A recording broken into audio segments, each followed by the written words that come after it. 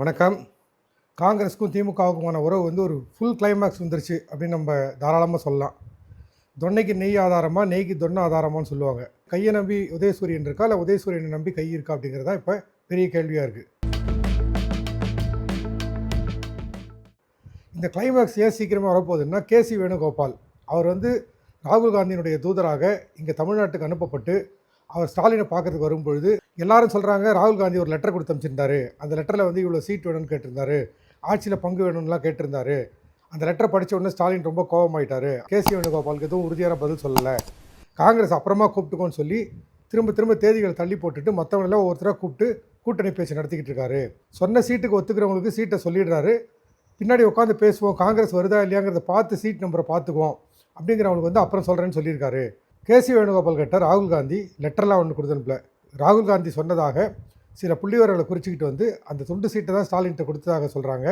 ஸ்டாலின் அதை பார்த்த உடனே முகம் மாறிட்டு பார்த்து சொல்லுவோம் அப்படின்ற மாதிரி சொல்லிவிட்டு அந்த விஷயத்தை அதோட நிறுத்திட்டு போயிட்டு தான் சொல்கிறாங்க. விஜய் சைட்லேருந்து இவங்களை வர சொல்லி, காங்கிரஸை வர சொல்லி டிமாண்ட் இன்னும் இருக்குது அப்படிங்கிறத அவங்க டிஎம்கேவுக்கு நல்லாவே உணர்த்திட்டாங்க. தேவைப்பட்டால் போவோம் அப்படிங்கிற மாதிரியான ஒரு மூடில் அவங்க இருக்கிறத டிஎம்கே கன்வே பண்ணிட்டாங்க. அந்த கெத்தில் தான் ராகுல் காந்தி இதை விடாதீங்க, என்ன சொல்கிறோமோ அதிலே பிடிச்சபடியே இருக்குன்னு கேசி வேணுகோபால் சொல்லி அமைச்சிருக்காரு. அதே சமயத்தில் டிஎம்கேவுக்கு வேறு ஒரு வருத்தம் இருக்குது. என்னென்னா, சோசியல் மீடியாவில் சில போஸ்ட் போடுறாங்க. அந்த போஸ்ட்டில் வந்து என்ன சொல்கிறாங்கன்னா, கூட்டணிக்கு வந்தால் வாங்க, பாராட்டி எங்களுக்கு இருக்கவே இருக்குது 2G கேஸு, நாங்கள் எப்போ வேணால் அப்ரூவர் ஆகிடுவோம், காங்கிரஸ் அதை வந்து அப்படியே உல்ட்டா பண்ணி அந்த கேஸை திரும்ப உயிர் கொடுக்குறதுக்கு வேலையை கூட நாங்கள் பார்ப்போம் அப்படின்னு சிலர் போட்டிருக்காங்க. இந்த போட்டதுக்கு பின்னாடி சில காங்கிரஸ் தலைவர்கள் இருக்காங்க அப்படிங்கிற மாதிரி எண்ணம் வந்து டிஎம்கேக்கு இருக்குது. அதே மாதிரி பிரவீன் சக்கரவர்த்தி மேலேயும், மாணிக் தாக்கூர் மேலேயும், திருச்சி வேலுசாமி மேலேயும், இதே மாதிரி இவங்க நடத்துகிற மீட்டிங்லேயோ போராட்டங்கள்லையோ கூடவே சுற்றிக்கிட்டு இருக்க அந்த கோஷ்டி ஆளுங்க மேலேயும் கடுமையான நடவடிக்கை எடுக்கணும், எடுத்தால் மட்டும்தான் நம்ம வந்து பேச்சுவார்த்தையை தொடங்க முடியும் அப்படிங்கிற ஒரு கண்டிஷனையும் டிஎம்கேலேருந்து சிலர் போட்டிருக்காங்க. இந்த கண்டிஷனை வந்து காங்கிரஸ் ஒத்துக்கிறதாவே இல்லை. அடிமையாகவே இருந்து அடிமையாக போகிறதுக்கு ஒன்று காங்கிரஸ் வந்து அவ்வளோ வீக்கான கட்சியெல்லாம் கிடையாது. பல இடங்களில் இந்த மாதிரி விட்டு கொடுத்து போய் தான் அலையன்ஸ் பார்ட்டி, இந்திய அலையன்ஸில் காங்கிரஸ் வந்து புறந்தள்ளி துரோகம் பண்ணிட்டு போனாங்க. அந்த மாதிரிலாம் இந்த முறை டிஎம்கே கிட்டேயும் காங்கிரஸ் ஏமாற தயாராக இல்லை அப்படிங்கிறத காங்கிரஸுடைய ஸ்டாண்டு. இதில் ஒரு விஷயத்த சொல்கிறாங்க டிஎம்கேல, போனால் போட்டோம் காங்கிரஸ், ஒன்றும் கவலையே இல்லை எங்களுக்கு, நாங்கள் வேறு ஒரு கணக்கு வச்சுருக்கோம். இப்போ கூட்டணி கட்சிகள்லாம் வந்து ரொம்ப ஸ்ட்ராங்காக இருந்து கேட்குற சீட்டெல்லாம் வச்சு பார்க்கும்போது நாங்கள் காங்கிரஸையும் சேர்த்துக்கிட்டோம்னா நாங்கள் வெற்றி இலக்காக நாங்கள் நினைக்கிற 170 தொகுதி, அந்த 170 தொகுதி நாங்கள் போட்டிட்டால் மட்டும்தான் 117 தொகுதிக்கு மேலே ஒரு தொகுதியாக வாங்க முடியும். அப்படின்னும்போது எல்லா பணமும் எங்கள் பணத்தை செலவு பண்ணி, எல்லா ஃபோர்ஸையும் நாங்களே செலவு பண்ணி, ஏகப்பட்ட மாநாடு போட்டு, பரிசுகளை அறிவித்து, இந்த இலவச அறிவிப்பு பண்ணி ஜனங்கிட்ட வந்து அறிவித்து, பொருளாதார நிபுணர்கள்ட்ட கெட்ட பேர் வாங்கிக்கிட்டு, நாளைக்கே நாங்கள் இந்த கவர்மெண்ட் வந்தால் கூட எப்படி இதெல்லாம் சமாளிக்க போகிறோன்றதை மொழி பிதுக்கி சாகிறதுக்கு காங்கிரஸ் தேவையே இல்லை.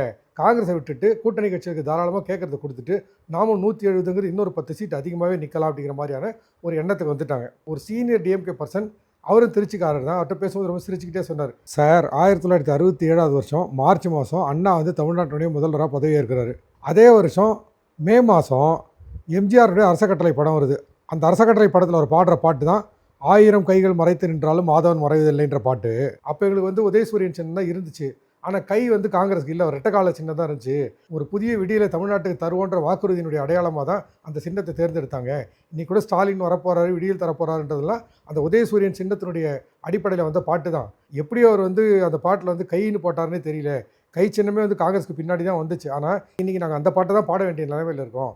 ஒரு காங்கிரஸ் இல்லை, ஒரு கை இல்லை, 1000 காங்கிரஸ் வந்தாலும் டிஎம்கேடைய வளர்ச்சியை தமிழ்நாட்டில் தடுக்கவே முடியாது அப்படின்னு தேர்தல் பிரச்சாரத்தில் எடுத்து வைக்க தான் போகிறோம். நாங்கள் இந்த 5000 ரூபா கொடுத்தது, வேறு சில திட்டங்கள்லாம் எடுத்து சொல்லும்போது நாங்கள் முடிஞ்சதை பண்ணோம், மத்திய அரசு தான் எங்களை எதிர்த்துது, காங்கிரஸ் வந்து பெரிய அளவுக்கு எங்களுக்கு கை கொடுக்கல, காங்கிரஸ் இல்லாமலே நாங்கள் வந்து எல்லாத்தையும் பண்ணோம், டெல்லியில் வந்து தன்னந்தனியை எதிர்த்து போராடணும், காங்கிரஸ் தன்னுடைய சுயநலத்துக்காக மட்டும்தான் டெல்லியில் பிஜேபி எதிர்த்து போராடிச்சே தவிர தமிழ்நாட்டு உரிமைக்காக ஒரு வாயோட குரல் கொடுக்கல அப்படின்னு எடுத்து சொல்லி நாங்கள் தேர்தலை வந்து காங்கிரஸ் இல்லாமல் சந்திக்கிறதுக்கு போகிறோம் சார் அப்படின்னு அவங்க சொல்கிறாங்க. கவனிக்க வேண்டிய விஷயம் என்னென்னா, இவங்க வந்து அண்டர் எஸ்டிமேட் பண்ணுறது வந்து காங்கிரஸை எந்த வகையில் சரியாக வருன்றது தான். கேசி வேணுகோபால் வந்து சாதாரணமான ஆளே கிடையாது. காங்கிரஸில் மற்றவங்களாம் நினைக்கிற மாதிரி ஏப்ப சாப்பையான ஆட்களில் ஒருத்தரவர் கிடையாது. கேசி வேணுகோபால்ங்கிறது ராகுல் காந்தியினுடைய மிக நம்பிக்கைக்குரிய தோழர். கேரளாக்காரர், ஏகப்பட்ட முறை எம்எல்ஏ பதவி வகிச்சிருக்காரு, ராஜ்யசபா பதவி வகிச்சிருக்காரு, பல மத்திய அரசுடைய பதவிகளை வகிச்சிருக்காரு. இப்போ ஆலப்புழா தொகுதியினுடைய எம்பியாக இருக்கார். கண்டத்தில் சத்துண்ணி வேணுகோபால் அப்படிங்கிற வேணுகோபால் 1963 பிறந்தார். கம்பேரிட்டிவாக பார்க்கும்போது அவங்க காங்கிரஸுடைய சீனியர்கள் எல்லாரோட ஒப்பிடும்போது அவர் வயசில் ஒரு கம்மி தான். எப்படி இங்கே திமுக வந்து ஸ்டாலின் வந்து மாணவர் அணி மூலமாக வந்து அரசியலுக்குள்ளே கொண்டு வரப்பட்டாரோ, அதே மாதிரி கேரளாலேயே ஸ்டூடெண்ட்ஸ் யூனியனில் தான் வந்தார். இன்னொன்று காங்கிரஸுடைய மிக விசுவாசமான தலைவர்கள், எத்தனையோ தலைவர்கள் எத்தனையோ சந்தர்ப்பங்கள் வந்து கட்சி மாறி இங்கேயும் அங்கேயும் போகும்போது கூட எங்கேயும் போகாமல் தொடர்ந்து காங்கிரஸ்லேயே இருந்து தன்னுடைய விசுவாசத்தை காட்டிகிட்டு வந்திருக்காரு கேசி வேணுகோபால். இதுவும் போக அவர் வந்து காங்கிரஸுடைய ஜெனரல் செக்ரட்டரியாக தேர்ந்தெடுக்கப்பட்ட பிறகு காங்கிரஸுடைய மற்ற தலைவர்களோட மிக அதிகமான அளவுக்கு வந்து ராகுலோட நெருக்கமானார். இது எல்லாத்த விட முக்கியமாக இந்திய அலையன்ஸினுடைய கோஆர்டினேஷன் கமிட்டி மெம்பராக இருக்கார் வேணுகோபால். அவர் எந்த அளவுக்கு ராகுல் காந்தி உரிமை கொடுத்து வச்சிருக்காருன்னா, எந்தெந்த மாநிலத்தில் எந்தெந்த கூட்டணி கட்சிகளோட என்னென்ன மாதிரி உறவுகளை மெயின்டைன் பண்ணணும், இவங்க சொல்கிற டிமாண்ட் ரைட்டாக தப்பா, அது காங்கிரஸ் இறங்கி போகலாமா கூடாதா அப்படிங்கிறத வந்து கரெக்டாக அதை டிசைட் பண்ணி ராகுல் அறிவுரை சொல்லக்கூடிய இடத்துல வந்து ராகுல் காந்தி அவரை வச்சிருக்காரு. அவர் தான் வந்து ராகுல் காந்திக்காக வயநாடு தொகுதியை வந்து பக்காவாக ரெடி பண்ணி கொடுத்தவர்.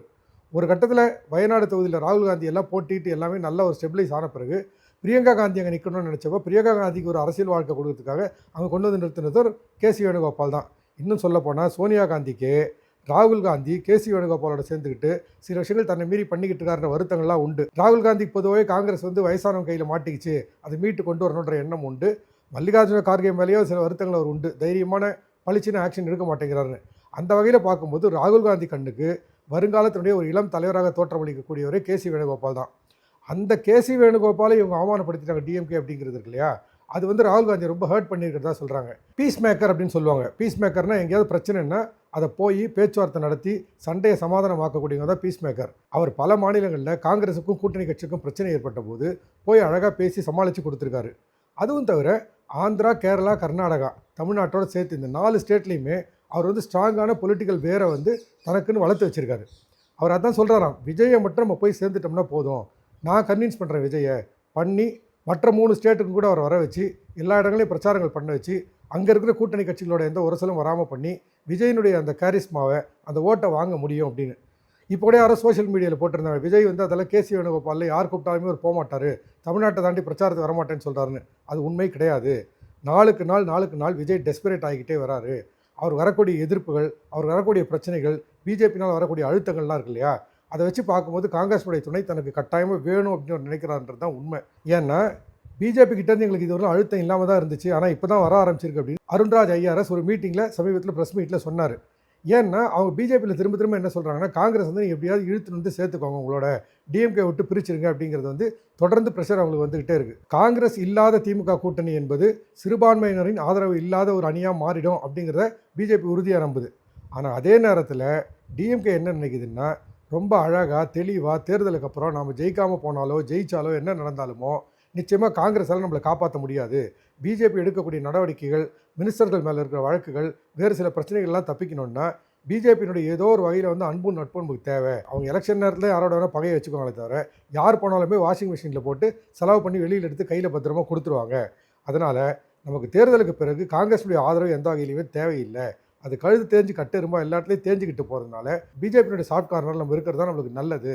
இப்போதைக்கு எதிர்க்கிற மாதிரி எதிர்ப்போம், மத்திய அரசை எதிர்ப்போம், எல்லாமே பேசுவோம், அது பிஜேபிக்கும் தெரியும், தேர்ந்த அரசியல்வாதிகள் அவங்க தேர்தலுக்காக தான் திட்டுறாங்கன்னு தெரியும், பின்னாடி போய் சரண்டர் ஆகும்போது அவங்களுக்கு என்ன வேணுமோ அதை கொடுத்து நம்ம சரி கட்டலாம் அப்படின்னு நினைக்கிறாங்க. கனிமொழியை பொறுத்தவரையிலும் ஒரு டைலமா இருக்குது. இந்த 2G கேஸை வந்து திரும்ப ரீஓப்பன் பண்ணி காங்கிரஸ் தங்களுக்கு எதிராக வந்து போகிற மாதிரியான சூழ்நிலை வந்தால் பிஜேபி எந்த அளவுக்கு அதை வந்து என்டர்டெயின் பண்ணும், பிஜேபி எந்த அளவுக்கு அந்த கேஸை எடுத்து நடத்தும், பிஜேபியினுடைய சிபிஐயோ இல்லை மற்ற வந்து விசாரணை அமைப்புகளோ எந்த அளவுக்கு இந்த கேஸை கொண்டு போகுன்றதுல ஒரு யோசனை இருக்குது. அதனால் அவங்க தொடர்ந்து நிர்மலா சீதாராமனோட க்ளோஸான ஒரு தொடர்பில் தான் இருந்துகிட்டு இருக்காங்க. அவங்க வந்து இன்றைக்கி நடக்கிற அரசியலை விட நாளைக்கு தன்னை வரக்கூடிய பாதிப்புகள் இருக்கு இல்லையா, அதுலேருந்து எப்படி தன்னை தற்காத்துங்கிறது ரொம்ப கவனமாக இருக்காங்க. இதெல்லாம் சொன்னாலும் கூட, போட்டம் காங்கிரஸ்னாலும் கூட அவங்க விஜயோட சேரும்போது அதனால் ஒரு பலம் வந்து பெரிய அளவில் இன்னொரு அணிக்கு கிடைக்குது அப்படிங்கிற உண்மையை வந்து திமுக உணர்ந்து தான் இருக்குது. இன்றைக்கி இருக்கிற ஜென்சி எல்லாமே பெருசாக எல்லாத்தையுமே ஆழமாக சிந்தித்து செயல்படுறதை விட உணர்ச்சி வசப்படுற ஒரு ரகமாக தான் இருக்காங்க. அவங்களுக்கு விஜயனுடைய அரசியல் வந்து எடுபடுதுன்ற ஒரு ரிப்போர்ட் வந்து டிஎம்கேக்கு வந்திருக்கு. அதனால தான் வேலூர் மீட்டிங்கில் விஜய் பேசும்போது கூட இது சென்சிட்டிவான சென்டிமெண்ட் அப்படின்லாம் சொல்லிட்டு கண் கலங்கும் போது டிஎம்கே வந்து ரொம்ப கவலைப்பட்டது. அதை கிண்டல் பண்ணி அவங்க வந்து என்ன பண்ணாங்க, சோஷியல் மீடியாவில் வந்து அவங்களே ஒரு லீக் அவுட் பண்ணாங்க, விஜயனுடைய ஒரு ஸ்கிரிப்ட் இதுதான் பாரு எப்படி எழுதி கொடுக்குறாங்க பாருங்கள், இதை பார்த்து தான் அவர் பண்ணுறாரு அப்படின்லாம். விஜயை டைரக்ட் பண்ண ஒரு டைரக்டர்கிட்ட வந்து பேசிக்கிட்டு இருக்கும்போது அவர் சிரிச்சுக்கிட்டே சொன்னார், சார் ஒன்று இது ஃபேக்கான ஒரு ஸ்கிரிப்ட் அப்படிங்கிறது நல்லாவே தெரியுது, விஜய் ஓப்பனாக அவர் எழுதி வச்சு தான் படிக்கிறாருங்கிறது எல்லாருக்குமே தெரியுது, அது எதுக்கு இப்படி கிரியேட் பண்ணிலாம் டிஎம்கேல போடுறாங்கன்னு தெரியல. உண்மையில் வந்து சினிமாக்காரங்க ஸ்கிரிப்ட் எழுதும்போது விஜய்க்கெல்லாம் எழுதி கொடுக்கும்போது இப்படி எழுத மாட்டாங்க சார். சினிமாக்காரங்களுக்கு ஒரு ஸ்டைல் இருக்குது. ஒரு பேப்பரை வந்து நீங்கள் 2ஆக மடிச்சுக்கிட்டு பிரித்து பார்த்தீங்கன்னா எப்படி இருக்கும், இந்த இடது பக்கம் பாதியில் தான் வந்து இது என்ன சீன் அப்படிங்கிறத சொல்லியிருக்கோம், என்ன எமோஷன் காட்டணுன்றது இருக்கும், என்னென்ன கதாபாத்திரங்கள் எப்படி மூவ் ஆகுதுங்கிறது இருக்கும், வசனங்கள் மட்டும் ரைட் சைடில் இருக்கும். இந்த ஸ்கிரிப்டை தயாரித்தவங்க விஜய் பேசின பிறகு அவருக்காக இப்படி தான் தயாரிச்சாங்கன்றதை சும்மா காட்டுறதுக்காக உட்காந்து டைப் அடித்து ரெடி பண்ணி மேலே போட்டிருக்காங்க. அது உண்மை கிடையாது. எழுதி வச்சு பேசுறதுக்கு ஒரு குற்றம் அப்படிங்கிற மாதிரியான ஒரு பாயிண்ட்டுக்கு அவங்க போனாங்கனாக்கா, டிஎம்கேவை பற்றி சொல்கிறதுக்கு எவ்வளோ விஷயங்கள் இருக்குது. அங்கே வந்து முதல்வரில் ஆரம்பித்து துணை முதல்வர் ஆரம்பித்து கத்தையாக பேப்பரில் எழுதி வச்சு தான் படிக்கிறாங்க. இன்னும் சொல்லப்போனால் பிரைம் மினிஸ்டரே கிண்டல் பண்ணவங்க தான் நம்ம. ப்ராம்ப்டர் வந்து எலக்ட்ரானிக் ப்ராம்ப்டர் வச்சுருக்காரு, அது கண்ணுக்கு தெரியாது, கண்ணாடி கிளாஸ் மாதிரி இருக்கும், அதை பார்த்து அவர் படிச்சுக்கிட்டு இருக்காருலாம் சொல்கிறோம். அதனால் பார்த்து படிக்கிறாங்களா பார்க்காம படிக்கிறாங்களா, அந்த நேரத்தில் எக்ஸ்டெம்போராக பேசுகிறாங்கன்ற விஷயம் கிடையாது சார். ஜனங்க அதெல்லாம் பார்க்குறதே இல்லை. என்ன சரக்கு டெலிவரி ஆகுது, என்ன எமோஷன் கடத்தப்படுதுன்னு தான் பார்க்குறாங்க. அதனால் டிஎம்கே அந்த மாதிரியான அட்டாக்கை வந்து தவிர்த்துட்டு போகிறது நல்லது. இன்னும் போக போக இப்படி பண்ணாங்கன்னா விஜய் விஷயத்தில் அவங்க இன்னும் வீக் தான் ஆவாங்க அப்படிங்கிறத அந்த டேரக்டர் சொன்னார். இது ஒரு பக்கம் இருக்கட்டும். காங்கிரஸோடு விஜய் போய் சேர்ந்தால் அது வந்து எந்த அளவுக்கு தனக்கு வந்து பெரிய அளவு பாதிப்பு உண்டாக்கணும்னு ஒரு தனி சர்வேவே எடுத்துக்கிட்டு இருக்கு டிஎம்கே. அதில் அவங்களுக்கு வந்து கிளியராகவே தெரிஞ்சிருக்கு, சிறுபான்மை இனத்தினுடைய ஓட்டுக்கள் நிச்சயமாக காங்கிரஸ் விஜய் சேர்ந்தால் அவங்க பக்கம் போகுன்றது பட்டவர்த்தனமாக அவங்களுக்கு தெரியுது. முஸ்லீம் லீக் ஆரம்பித்து எல்லாருக்கும் அவங்க சீட்டு இன்னைக்கு கொடுத்துருக்காங்களே தவிர, சீட்டை வாங்கிட்டு வெளியில் வந்த முஸ்லீம் லீக் தலைவர்கள் கூட அறிவாலயம் வாசலில் நின்று பேசும்போது பெரிய அளவு உற்சாகமாக இல்லை. என்ன சொல்லப்பட்டதுன்னு நம்மளுக்கு தெரியல. ஆனால் அவங்களுடைய கை மீறி சிறுபான்மை இனத்தைச் சேர்ந்த முஸ்லீம் இளைஞர்களோ சிறுபான்மை இனத்தைச் சேர்ந்த கிறிஸ்தவ இளைஞர்களோ விஜயினுடைய பக்கம் போய் ஓட்டு போடுறதுக்கான வாய்ப்பு இருக்குங்கிறது சில முஸ்லீம் தலைவர்கள்கிட்ட திமுக அணியில் இருக்கவங்க கிட்ட நெருங்கி பேசும்போது நம்மளுக்கு தெரிய தான் செய்யுது. ஆரம்பித்த இடத்துக்கே வரணும்னா கேசி வேணுகோபாலை இதுவரையில் இருக்கிற கிரீஷ் சோடங்கர் மாதிரியோ இல்லை வேற ஒரு தூதர் மாதிரியோ நினச்சி அலட்சியப்படுத்திட முடியாது டிஎம்கே. வேணுகோபால் எந்த சூழ்நிலையும் ரொம்ப சரியாக அவதானித்து ஒரு சின்ன சின்ன முகக்குறியை கூட கரெக்டாக புரிஞ்சுக்கிட்டு அதனுடைய அர்த்தம் என்னன்னு தெரிஞ்சுக்கிட்டு இது சரி இது தப்புங்கிற முடிவெடுப்பதிலும் சரி, ராகுல் காந்திக்கு ரொம்ப சரியான அட்வைஸ் கொடுக்குறதுலையும் சரி, கொடுக்குற அட்வைஸை வந்து ராகுல் காந்தி வச்சு செயல்படுத்த வைக்கிறதுலையும் சரி, ரொம்ப சரியான முடிவு எடுக்கக்கூடிய ஒரு வேணுகோபால். கேரளாவே உலுக்கிய சோலார் பேனல் குற்றச்சாட்டு உங்களுக்கு ஞாபகம் இருக்கும். அன்றைய கேரளானுடைய பெரிய பெரிய தலைவர் உம்மன் சாண்டி ஆரம்பித்து கேசி வேணுகோபால் மேலேயும் வந்து குற்றச்சாட்டு இருந்தது. அது வந்து பெரிய அளவில் கேஸாக எடுக்கப்படும் பேச்சு இருந்தது. பிஜேபி தலைவர்கள் பேரெல்லாம் கூட அதில் அடிபட்டது. ஒரு பெண்மணி ரொம்ப தொடர்ந்து வந்து பாலியல் ரீதியான குற்றச்சாட்டுகள்லாம் கூட சொல்லிக்கிட்டு இருந்தாங்க. அது பரபரப்பாக மீடியெல்லாம் வந்துகிட்டு இருந்தது. அந்த நேரத்தில் கூட கேசி வேணுகோபால் மேலே நடவடிக்கை எடுக்கணும்னு காங்கிரஸ் வற்புறுத்தல்கள் வந்தபோது தேவையே இல்லை, கேஸ் நடத்தட்டும், வர்றதை பார்த்துக்கோன்னு சொல்லி அவர் பக்கம் உறுதியாக நின்றதே வந்து ராகுல் காந்தி தான்.